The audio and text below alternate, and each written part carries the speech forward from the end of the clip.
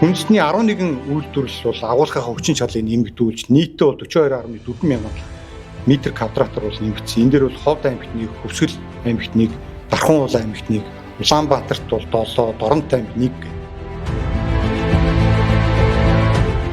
Монгол ноолуурын бас нэг давуу тал нь юу гэхээр манад бол 5 үндсэн өнгийн ноолур байна.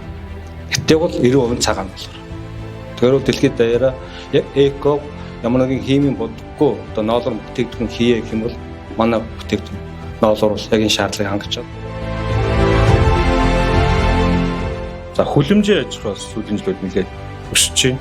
2019 онд 96 га талбай хүлэмжийн ногоо тариалдаг байсан бол за одоо 140 гаруй гад үнсийн ногоо тариалж байна.